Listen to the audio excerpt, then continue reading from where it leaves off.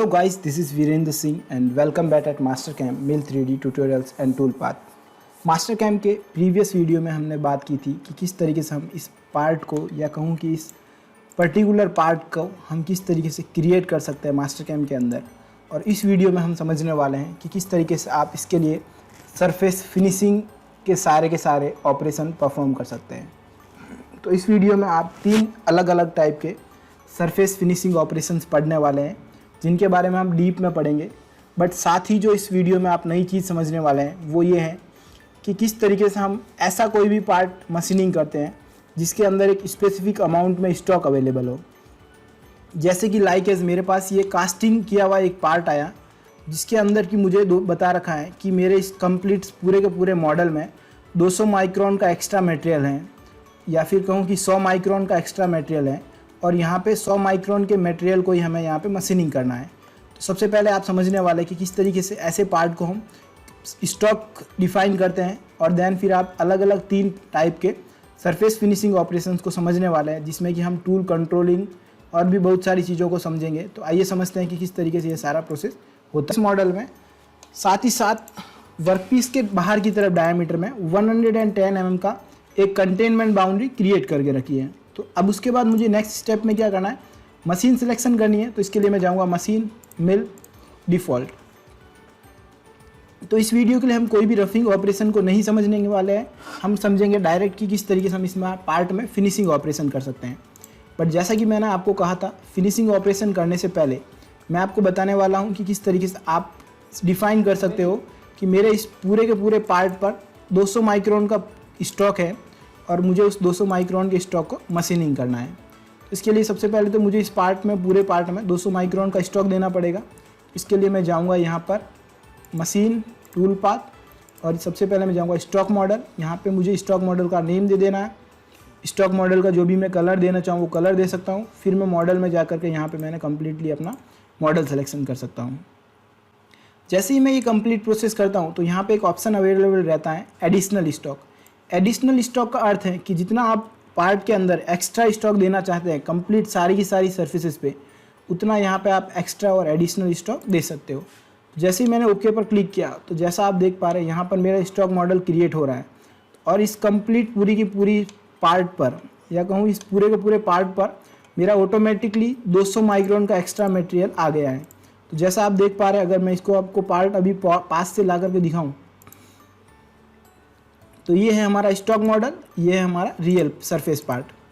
अब इस पार्ट में हम क्या समझने वाले हैं कि किस तरीके से आप 3 अलग अलग टाइप के सरफेस फिनिशिंग ऑपरेशन परफॉर्म कर सकते हैं, और साथ ही साथ उस सरफेस फिनिशिंग ऑपरेशन को परफॉर्म करने के लिए आपको क्या क्या कंटेनमेंट बाउंड्रीज वगैरह और ज्योमेट्रीज की रिक्वायरमेंट रहेगी, तो वो किस तरीके से आप क्रिएट कर सकते हैं।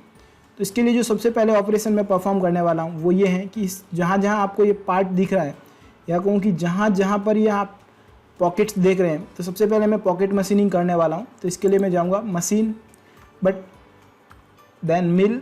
यहाँ पे ऑलरेडी मैंने सिलेक्शन कर रखा है, तो मैं टूल पाथ के अंदर जा करके सबसे पहले जो ऑपरेशन लेने वाला हूँ वो लेने वाला हूँ मैं स्केल अप।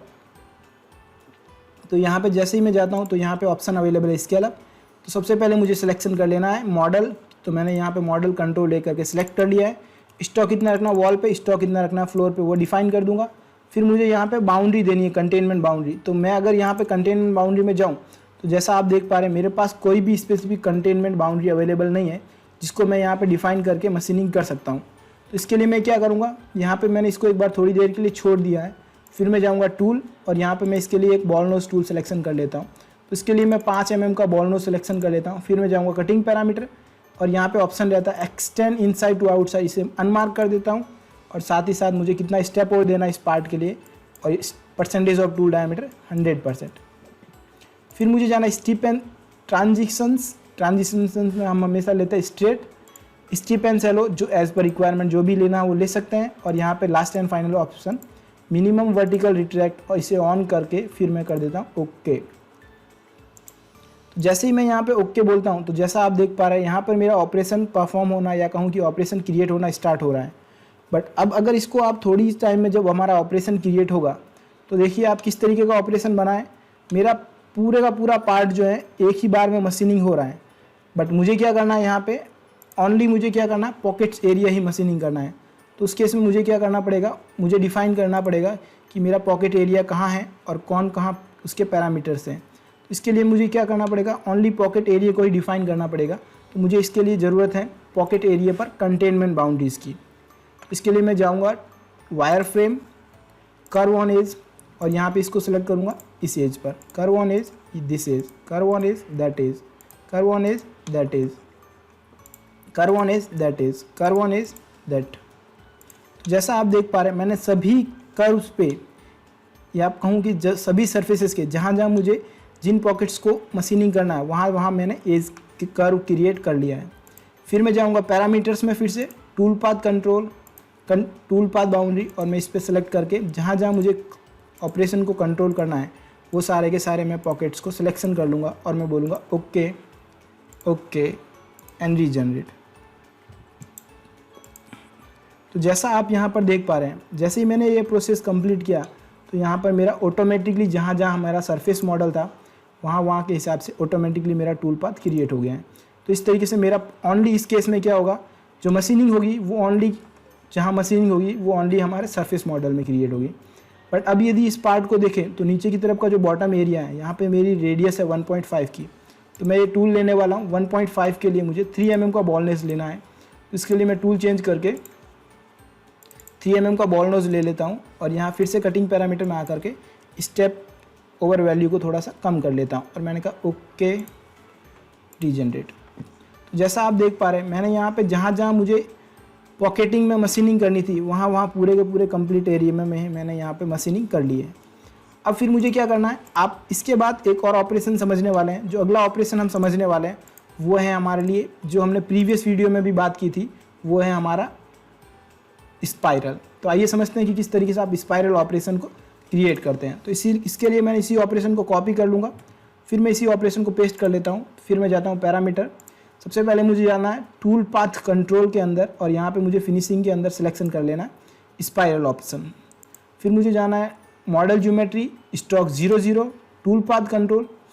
मैंने प्रीवियस को रखूँगा तो मेरा ओनली मशीनिंग इसी एरिया में होगा। बट मुझे अब क्या करना है, मैं अब मशीनिंग करना चाहता हूँ इस ऊपर के सरफेसेस के और यहाँ के जो साइड का एरिया है वहाँ कम्प्लीटली मशीनिंग करना चाहता हूँ। तो मैं यहाँ पे ऐड करूँगा और यहाँ पे जो बाहर की ज्योमेट्री है या कहूँ कि बाहर की जो चेन है उसे भी सिलेक्शन कर लेंगे। इस केस में अगर मैं बाहर की और अंदर की कोई भी चेन सिलेक्शन करता हूँ तो मेरा टूल पाथ ओनली जहाँ जहाँ रिमेनिंग पोर्शन है, मतलब कि पॉकेट्स में टूल नहीं जाएगा और बाकी सभी एरिया में जहाँ मैंने कंटेनमेंट जितना भी सरफेस मॉडल पे क्रिएट किए उन सभी एरिया में मेरा टूल कटिंग के लिए जाएगा। फिर मैं आ जाता हूँ कटिंग पैरामीटर। यहाँ पे जैसे ही मैं इसके बाद मैं आ जाता हूँ टूल में। जैसे ही मैं यहाँ पे, बट टूल से पहले मुझे क्या करना पड़ेगा, यहाँ पे मुझे डिफाइन करना है कि इसका सेंटर पॉइंट कहाँ है, इसका इनर एरिया और इसका मैक्सिमम जो आउटर रेडियस है वो कितना है।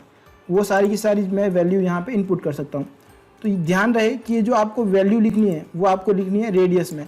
तो मैंने यहाँ पे लिख दिया 48.0। मुझे आउटर रेडियस चाहिए, इनर रेडियस में 0 तक कटिंग करने वाला हूँ तो मैं यहाँ पे इनर रेडियस को नहीं दूंगा और यहाँ पे स्पाइरल जो है इसको काउंटर क्लॉकवाइज कर लूँगा। और साथ ही साथ मैं इस पार्ट के लिए टूल सिलेक्शन कर लेता हूँ। तो इस पार्ट के लिए मैंने टूल सिलेक्शन के लिए फ़िल्टर जाऊँगा और यहाँ पे इस पर्टिकुलर पार्ट के लिए जो मैं टूल लेने वाला हूँ वो है बॉल नोज 8 mm का।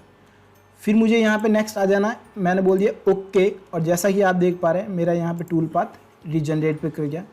जैसे ही मैंने यहाँ पे टूल पाथ को रीजनरेट किया तो जैसा आप देख पा रहे हैं मेरा कंप्लीटली यहाँ पे टूल पाथ तो क्रिएट हो रहा है, बट यहाँ पे जैसा आप देख पा रहे हैं मेरा टूल पाथ थोड़ा सा नीचे की तरफ जा रहा है। बट मैं नहीं चाहता हूँ कि मेरा टूल पाथ इस तरीके से नीचे जाए। तो अब यहाँ पे मैं क्या चाहता हूँ, मैं अपने टूल पाथ को प्रॉपर तरीके से कंट्रोल करना चाहता हूँ। तो आइए देखते हैं कि किस तरीके से हम यहाँ पे अपने टूल पाथ को प्रॉपर तरीके से। पैरामीटर्स में जाऊँगा, यहाँ पे स्टीप एंड शैलो में ऑप्शन देता रहता है डिटेक्ट लिमिट और यहाँ पे मैंने दे दिया -10 mm तक ही मेरा ये टूल जाना चाहिए और मैंने बोला ओके और रीजनरेट। जैसे ही मैं यहाँ पे -10 mm तक ही मेरा टूल जाना चाहिए तो आप जैसा देख पा रहे हैं मेरा टूल क्या होगा, यहाँ पे -10 mm तक ही नीचे जाएगा। तो उस केस में इस तरीके से मेरा टूल एंटर नहीं होगा जिससे कि मेरा टूल कम्प्लीटली सेफ कटिंग करेगा। फिर मैं पैरामीटर में आकर के कटिंग पैरामीटर में इसके लिए स्टेप ओवर जो है उसको वापस से कम कर देता हूँ, क्योंकि मैं जैसे ही यहाँ पे टूल चेंज करता हूँ तो स्टेप ओवर की value automatically Mastercam detect करता है। तो मैंने इसके लिए दे दिया 0.25 परसेंटेज ऑफ टूल डायमीटर 100 और मैं फिर से इसे रीजनरेट कर लेता हूँ। तो जैसा आप देख पा रहे हैं मैंने यहाँ पे जो रिक्वायरमेंट के अकॉर्डिंग मुझे टूल पाथ चाहिए था वो मैंने यहाँ पे क्रिएट कर लिया है। फिर मैं इस ऑपरेशन को कॉपी करके पेस्ट कर लेता हूँ अब मुझे next and last one operation जो मुझे यहाँ पे परफॉर्म करना है वो है हमारा यहाँ पे जो आप बाहर की तरफ जो वॉल देख रहे हो, इसके लिए मुझे ऑपरेशन परफॉर्म करना है। तो इसके लिए मैं जो ऑपरेशन परफॉर्म करने वाला हूँ वो है वाटर लाइन। तो इसके लिए मैं फिर से जाना है हमें पैरामीटर्स में, टूल पार्ट टाइप के अंदर मुझे सिलेक्शन करना सबसे पहले ऑपरेशन की, कौन सा ऑपरेशन आप परफॉर्म करना चाहते हो। जैसे ही यहाँ पर आप ऑपरेशन सिलेक्शन करते हैं तो नेक्स्ट पेज आता है हमारा टूल मॉडल ज्योमेट्री। तो मुझे स्टॉक नहीं रखना है, जो भी रखना है मैं यहाँ पे इनपुट कर सकता हूँ। देन अब नेक्स्ट वैल्यू आती है हमारी टूल पाथ कंट्रोल। अब यहाँ पे टूल पाथ कंट्रोल में जो हमने प्रीवियस टूल पाथ कंट्रोल किया था वो हमने टूल पाथ कंट्रोल किया था इस तरीके से कि हमारा पॉकेट के अंदर टूल नहीं जाना चाहिए और बाहर का ये हमने कंटेनमेंट दिया था, तो इस तरीके से। बट अभी मैं वाटर लाइन के लिए चाहता हूँ कि ओनली वॉल को कटिंग करते हुए वॉल के साथ हमारा टूल चले। तो मैं इसके लिए क्या कर देता हूँ, मैं यहाँ पे जाता हूँ रीचेन ऑल और मैंने बाहर की चेन सिलेक्शन की और मैंने कहा ओके। फिर मुझे यहाँ पे क्या करना है, जो हमने प्रीवियसली 8 mm का बॉल नोज लिया है मैंने वही टूल ले लेना। फिर मैं आ जाता हूँ कटिंग पैरामीटर, यहाँ पे स्टेप डाउन इसको मैं थोड़ा सा कर लेता हूँ कम 0.25, percentage of tool diameter 100, transitions straight, और यहाँ पे जो हमने लास्ट टाइम जो वैल्यू दी थी इसकी मैक्सिमम डेप्थ -10, तो इसको मिनिमम में दे दूंगा -9.5, और जो लास्ट लिमिट है उसको मैं डिसलेक्ट कर लेता हूँ, जिसका अर्थ है कि मेरा मॉडल के अकॉर्डिंग वो जो है वैल्यू ऑटोमेटिकली कैलकुलेट कर सकता है मास्टर कैम। फिर मैं जैसे इस प्रोग्राम को रीजनरेट करता हूँ तो जैसा आप देख पा रहे हैं मेरा टूल पाथ तो क्रिएट हो गया है, बट मेरा टूल पाथ अभी भी क्या हो रहा है, पॉकेट एरिया के अंदर जा रहा है। मैं नहीं चाहता हूँ कि मेरा टूल पाथ यहाँ पे पॉकेट एरिया के अंदर जाए, तो इसके लिए मैं वायर फ्रेम में जा करके एक और सर्किल यहाँ पे क्रिएट कर लेता हूँ, जिसका आउटर डायमीटर मैं कितना दूंगा 48 × 2। तो जैसा आप देख पा रहे हैं मेरा ऑटोमेटिकली यहाँ पे आउटर डायमीटर आ गया 96। तो मैं इसमें 96 माइनस 500 माइक्रोन कम करके फिर ओके कर देता हूँ। फिर मैं इसके पैरामीटर्स में जाऊँगा और यहाँ पे टूल पाथ कंट्रोल में मैं इस चेन को भी यहाँ पे ऐड कर देता हूँ। तो यहाँ पे जैसा कि आप देख पा रहे हैं यहाँ पे मेरा जो यहाँ पे जो चेन सेलेक्ट क्रिएट हुई है वो नीचे की तरफ क्रिएट हुई है, तो मैं यहाँ पे ऐड चेन करके इस चेन को भी ऐड कर लेता हूँ। मैंने कहा okay okay okay and regenerate. जैसे ही मैं इस कंप्लीट पार्ट को रीजनरेट करता हूँ तो जैसा आप देख पा रहे हैं ऑटोमेटिकली मेरा जो टूल है वो कंट्रोल हो जाएगा और यहाँ पर पॉकेट एरिया के अंदर मेरा टूल बिल्कुल भी एंटर नहीं होगा। अगर अभी भी आपको लग रहा है कि मेरा टूल जो है पॉकेट एरिया के अंदर एंटर हो रहा है, तो मैं इस चेन को राइट क्लिक करके फिर मैं इसके जो डायमीटर है उसको कम्प्लीटली जो मुझे रिक्वायरमेंट है 48.0 वही मैं वैल्यू इनपुट करके फिर मैं इसे रीजनरेट कर लेता हूँ। तो जैसा आप देख पा रहे हैं अब मेरा जो टूल है बिल्कुल भी पॉकेट एरिया के अंदर एंटर नहीं हो रहा है, मेरा जो टूल है ओनली बाहर के एरिया में ही मशीनिंग कर रहा है। तो आई विश कि आप समझ गए होंगे कि किस तरीके से मैं इस कंप्लीट पार्ट को मशीनिंग कर सकता हूँ जिस तरीके से मुझे रिक्वायरमेंट है। अब मैं आपको